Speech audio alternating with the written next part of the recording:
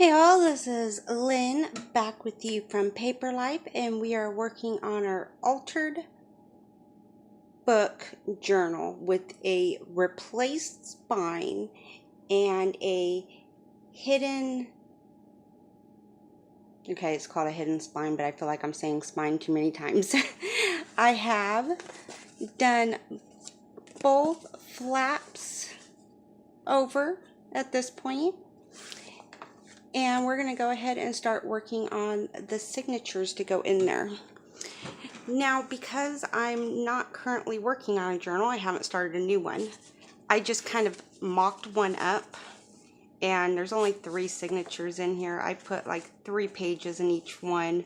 This is not what I would normally have done, but it's what I'm doing for this one. To be honest, I'll probably end up pulling this back out and using this journal cover at a later point. Because I did a 2-inch spine here, but if you wanted to do something different, usually what I do is I make my pages, my signatures, all that, and then I make my journal to fit. What my advice is to figure out what size spine you would like. I'm going to stand back up. Is you want to hold your pages. You don't want them compressed way down. I don't want them real flapped open. I just want them kind of the way I would imagine them being sitting in my book. There might be a great way of explaining this or some formula out there. I just don't know it because I don't do it. So what I do is I take my signatures when I can get them to sit together, and I kind of hold them up to a ruler.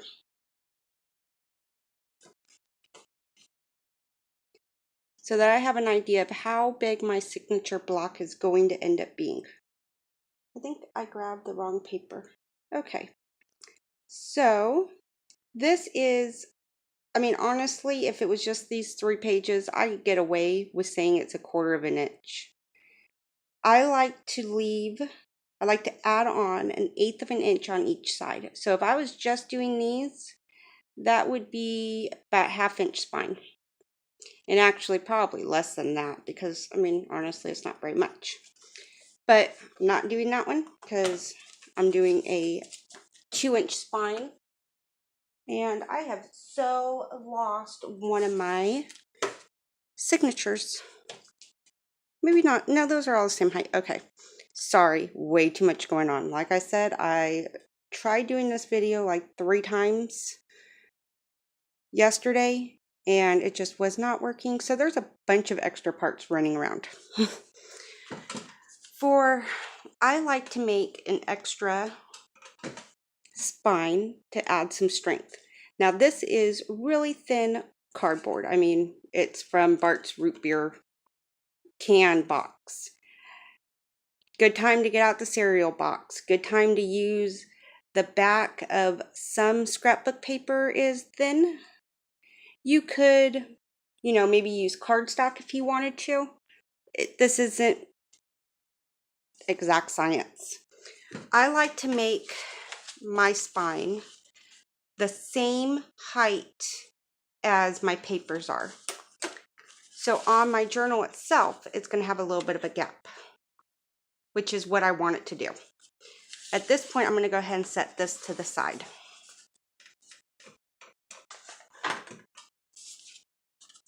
Now, like I said, I'm only going to put in 3 signatures from right now. I tend to like to sew in my first signature at least 1/8 of an inch from the edge. It really depends on how big or small my signatures are going to be. If I'm doing really small 4 to 5 pages, then I'm going to do more like 1/8 of an inch. If I'm doing bigger signatures, where it's 10 pages, then I'm going to do probably the 1/4 of an inch in. I don't know if that helps at all, but that's what I do. I grab some of my twine, and it just comes in this big roll. This is the one I have most convenient to me, so this is one I'm going to use. You find it in with the yarn, And I think it's for like crocheting, I guess. I don't know. I don't ever crochet with anything that small. It takes too long. So I'm going to set that to the side. This is bigger than what I would normally do if I was doing one, but it just ended up being the excess that was off that paper. So, I mean, you could probably get away with it being more in that realm, but that would leave me like an inch, and I don't know what I would do with that, and I don't need to just randomly save everything anymore. You don't have to worry about this being cut real nicely, or at least the way I'm going to do it. You don't have to worry about that, because I'm going to put, after that piece gets glued in, a final page is going to get glued in there and it'll cover it up. So I'm not worrying about it. All right, so let's go ahead and glue this down. You have two options that you can do. You can glue this down and then fold this piece over, and then it'll give you a nice seam there. I don't want that extra bulk, so what I'm going to do is I'm going to glue this down and then I'm going to cut off the excess. Okay, one tip, because I keep doing this, is to write on here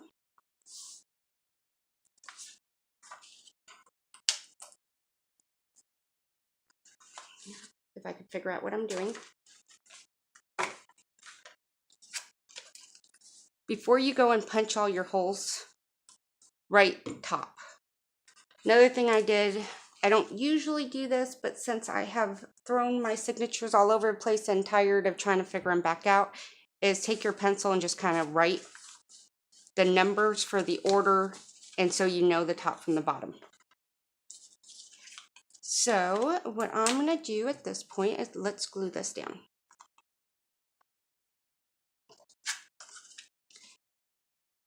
I prefer doing hidden spines.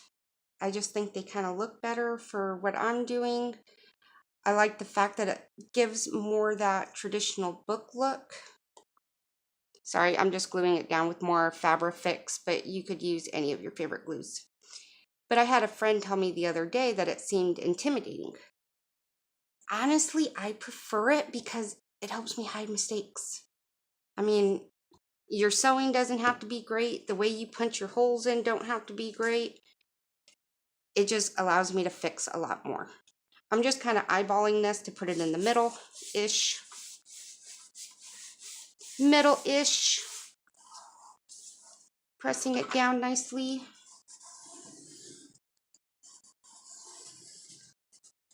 So, I mean, honestly, when it comes to this kind of stuff, it's find what works for you and do it. I just tend to be the type that needs to cover a lot of mistakes, so this is what I do.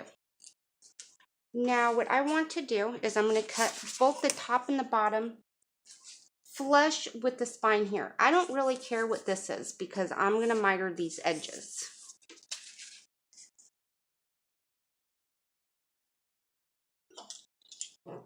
Now, especially when I get over here by my spine, I want to try to kind of cut slowly, making a few passes at it so I can get that without any frays.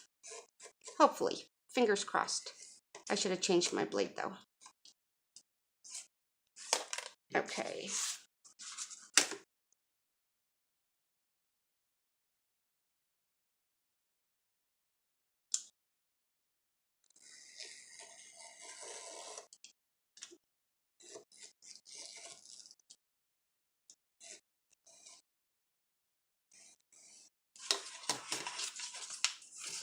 So I don't need those anymore. At this point, you have two options. I just figured out my light's really bad. You can kind of see the cardboard here, and chances are you would see it in your book. So, okay, you really have three options. One, you can just not worry about it, which I'm actually going to do in this case because it's coming back off. You can take the same paint that you used and just kind of take your finger and brush over it. You can put like the header, I think is what they're called, where you put a little bit of fabric or some lace or something like that up there to kind of disguise it. I'm sure there's other options, but those are the only two I can think of at the moment. And for some reason, okay, that's better. It just didn't get pressed down. Need a little more glue.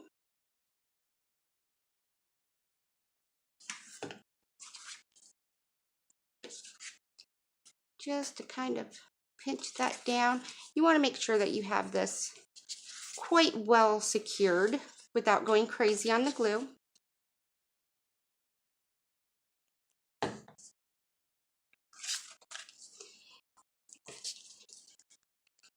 And I'm trying to be careful so I don't have a bunch squeezing out along my spines, because it'll add some, not my spines, along the edges, it'll add some extra bulk that I would prefer for it not to do. Oh, another option that you could do, and it would hide your cardboard that's on there instead of gluing it or instead of painting it, which I don't know why I hadn't thought of that before, would be to cut your inside spine a little bit smaller than what your fabric's going to be, so that when you glue it down, it kind of lays over it, if that makes any sense. You know what, actually, let's try that. Since I haven't done that before, let's see what it does. And then you guys can tell me if it was a horrible idea or not. I would definitely cut this before you have it laid down on here. Because I feel like that's going to be my biggest please don't mess up moment. Please don't mess up. Please don't mess up.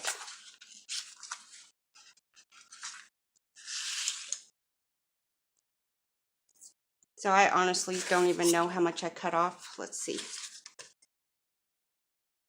A little bit shy of 1/4 of an inch. I just kind of eyeballed it.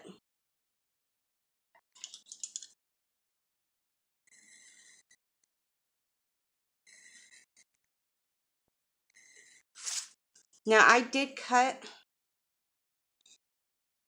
the 2 inches wide that my journal is going to be when I made this piece of cardboard. You definitely don't want it any bigger than what your outside spine is. If anything, cut it a little bit shy. I prefer to try to cut it as exact as I can. Oh, I cut through that. Darn it. Okay, I'll fix that when I glue it down, hopefully. Hopefully I can fix that, but if not, whatever. That's why you guys aren't going to do it that way. Do it smarter than I did.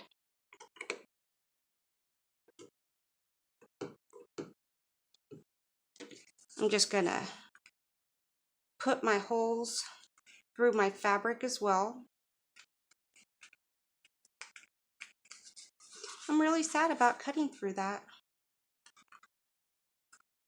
I mean, I guess I could always just put a little bit of lace there and call it good. Lace fixes everything.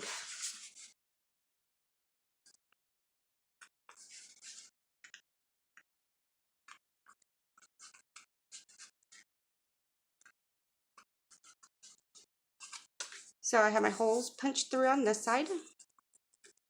Now I did 3 holes, and I want to show you a little bit of a different stitch. Usually I do the pamphlet stitch, but on this one I wanted to do something a little bit different. The nice thing about this one is it has flexibility. So any odd number, okay, besides 1, you can't do 1, 1 hole, it'll work on. Sorry, I'm saying too much. We're going to go through the top hole of our spine. I don't even know what I got on there. Through the top hole of your signature. Maybe. Okay. Through the top hole of your signature. Go through the hole. Like so. You're going to leave a tail. Now I guess you don't even have to leave a tail. You could tie a knot in it since it's going to be covered up anyways, if you prefer. But we're going to, now that our string's in the middle, we want to go through the middle hole.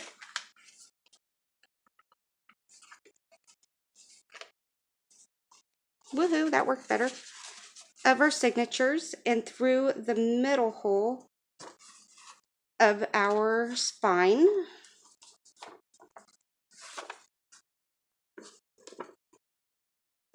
Okay, that's why it's not lining up. I was like, why are my pages not lining up to my spine? It was because I didn't have my string pulled tight yet. Okay, so you go into your signature from the outside on your first hole. Then you're going to go out of your signature on the middle hole. Now at the bottom hole, you go back in. So we're going to go all the way back into our signature.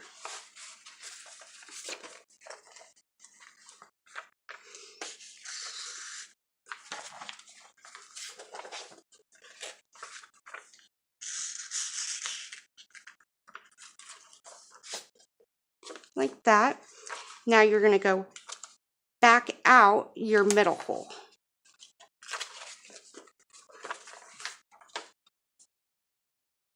Back out your middle hole. I have the hardest time sewing in my signatures on camera. Trying not to cut your other thread like I just did. There you go. Now usually when I'm sewing in my signatures, I just realized, hold on one second, I'm gonna fix this. Okay, sorry about that. I saw that my camera wasn't really in focus and I tried to fix it, thorsh. And then my camera tried to fall down. So, depending on how you like to sew in your signatures, you can try to keep it real tight from the beginning. I usually don't.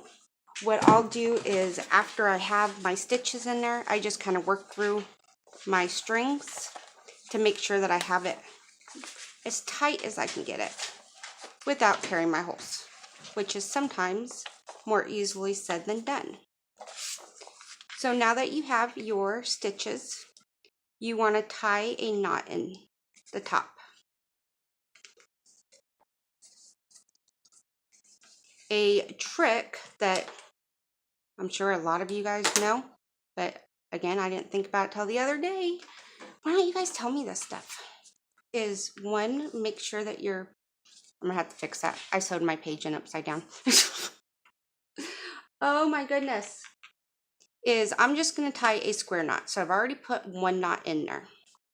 I'm gonna start another knot, but you know, like when we were kids and our parents would say, hold your finger here when they were tying a knot, put your needle in.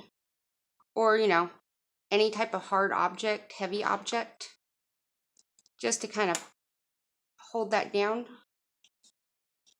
And then you can tie your knot in there.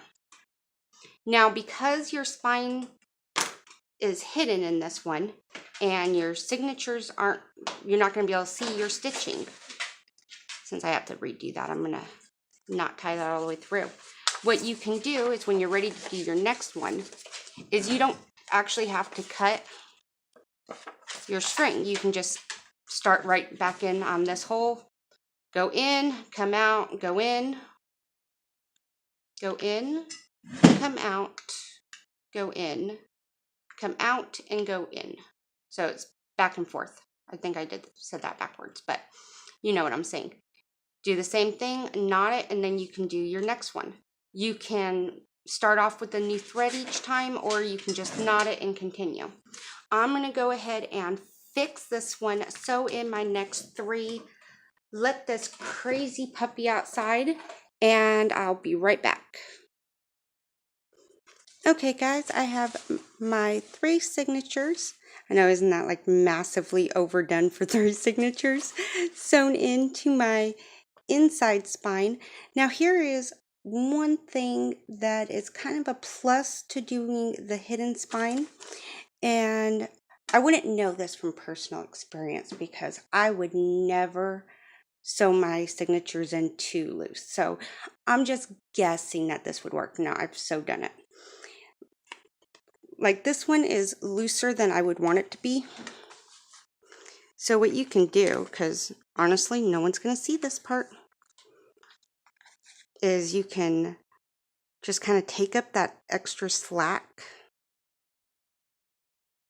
However, however it works, and be able to pull these really tight in. Again, being careful to not overdo it and rip your pages, because I've never done that part either. No, every time I do these, they come out perfect every single time, and I never make mistakes. Yeah, right. Let's be honest. Oh, talking about mistakes, I was sitting here thinking about something because I was going to tell you that you could get more information on one of these techniques, something I was doing, by going over to and watching the little golden book altered journal cover thing I did. And I realized, I was like, I've already done something pretty darn similar to this. So my whole, why didn't I ever think of this moment the other day? Apparently I did, I just didn't remember it. Oh my gosh, guys. Seriously. Oops, see, that one's actually doesn't give me enough room to do this too much. The one bit of advice I would give is, if you do need to go in and do something like this, just be careful that you're not adding too much bulk in any one spot on your signature, because you don't want it to be kind of wonky when it goes in there.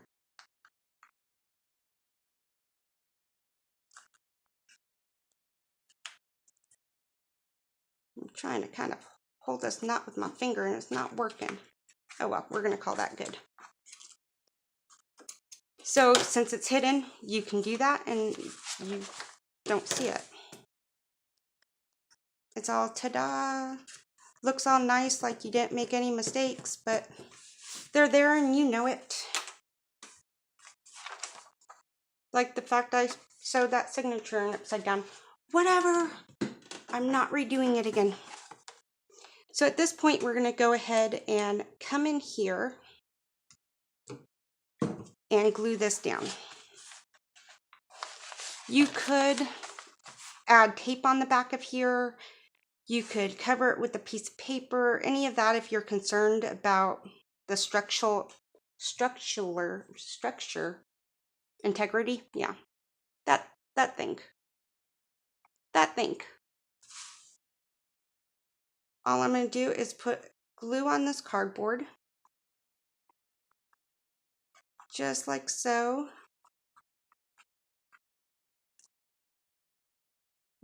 Again, trying to put enough without going too crazy. But you do want to make sure that it's pretty well covered everywhere, because when it comes down to it, this is the part that's going to hold your book together. You don't want your pages falling out. Now what you want to do is make sure that you have the edges here and your edges on your other part of your spine lined up. You don't want it off center one way or the other.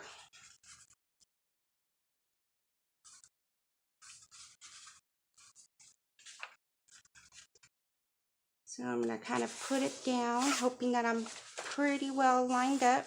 You can kind of test it by folding these in, making sure it's not hitting anywhere. Fold these over. Nope, I moved it. So you're just going to fuss with it for a minute. Make sure you have it where you want it. Mess with it now instead of later when it's more difficult. Give it a nice press down. Okay, this is really easy to press down at this point because my signatures are so far spread apart. Now I'll tell you what I should have done, and I'm going to go back and fix that. Shoulda, coulda, woulda. I need to run some glue across the top and bottom there. Since I'm going to pull this apart, and I didn't just lay those papers down on wet glue, duh, I'm going to use just Fabri-Tac. It'll be easier, give me a little more working time to pull it apart. Pretend like this is Fabri-Fix. I'm going to run some across this top and bottom spine, or top and bottom of the fabric across the spine to glue that down into place, since we are trying that experiment.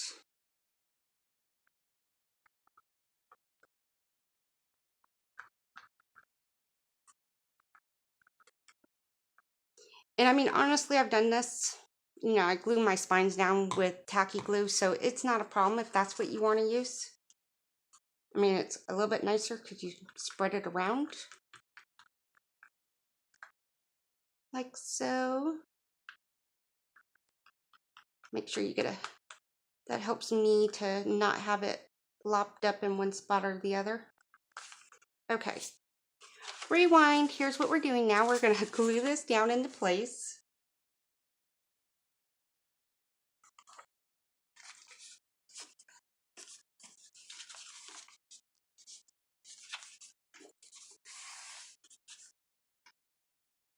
And since for this one, I did allow my fabric to be a little bit longer than my book board, I want to make sure I'm kind of pressing those down too.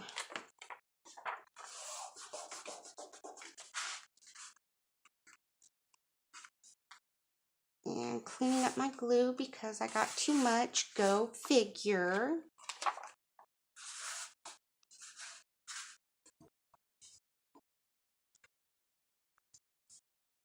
And actually, I think where I cut my fabric is going to kind of hide it. I don't think it's going to show that much. We hope at least.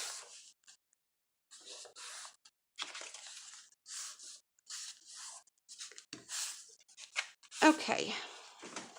So I'm actually pretty happy with doing the spine that way. See if I can get it in good light. Because it's not showing the cardboard.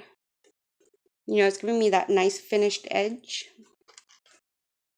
So I think I will do it that way in the future.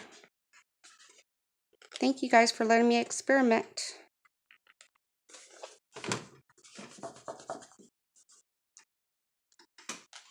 Now my next suggestion is something I'm not going to do at the current moment because I don't want to make you guys all wait. I would recommend letting this dry. You know, 5-10 minutes. It doesn't have to be a long amount of time, but allow that to dry before you move on.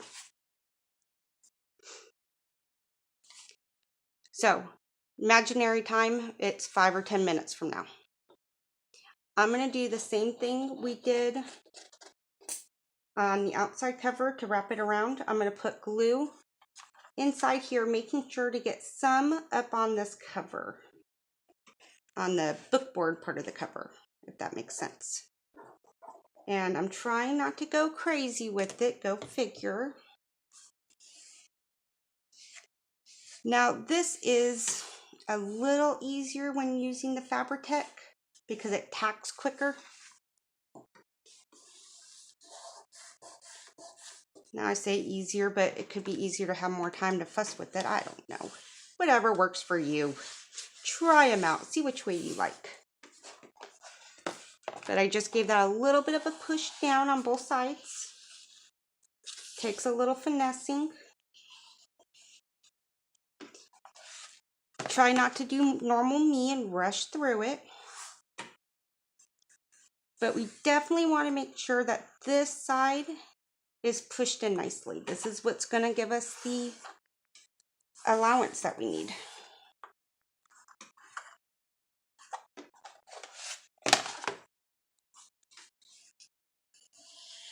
Okay, make-believe world again, and I allowed that 5 or 10 minutes to set. What I'm going to do is I'm going to come in and just kind of miter this. Leaving it flush with where it was here and just kind of tapering it down because this is all going to get hidden. I'll bring my inside paper about to there and you won't see this. I just prefer doing this so that if my inside cover misses for some reason, you don't notice it. Okay, so make-believe world, this would be dry and I wouldn't have to go back and fuss with it.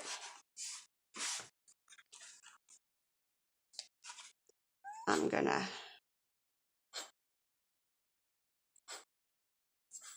Come on, glue. Make Believe World tacky glue's not coming out. Or not tacky glue. Make Believe Fabri-Tac glue is not coming out.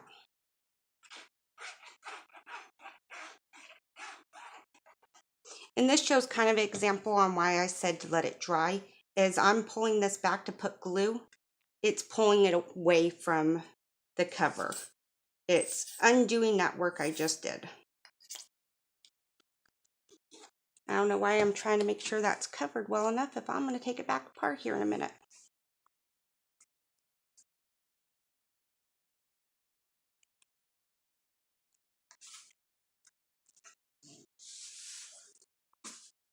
And all I'm going to do is press that down to where I want it to be.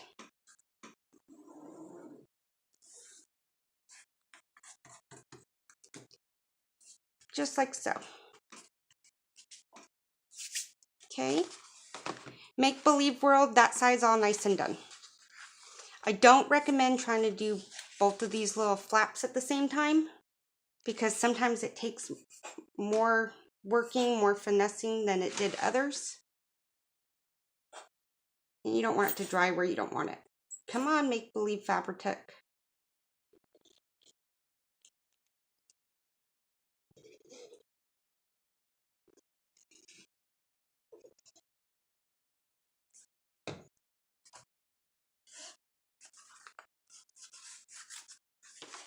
Okay, so that side, we're just gonna work this one down.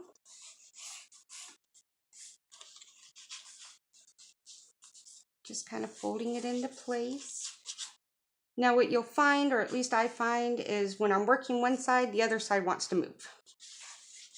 It's just you take from one side, it's gonna give it to you from the other.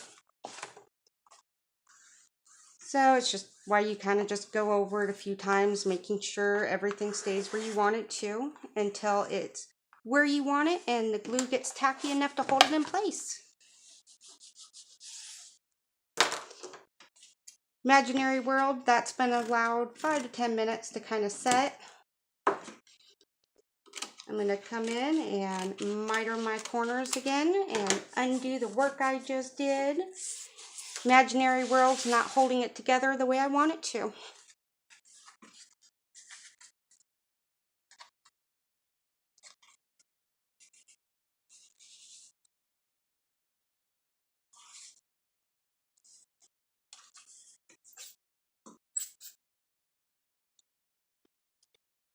I'm going to take my Imaginary Fabri-Tac and I'm going to put some down on this little flap.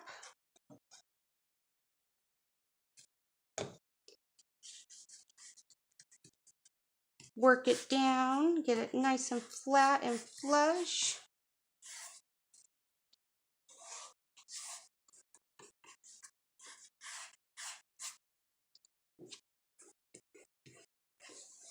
So guys, I hope this videos were helpful. I hope that they gave you some ideas of things that you could do. It's just, I know a lot of people are intimidated by making covers. That's actually the part I like. I'd rather do covers than the pages any day.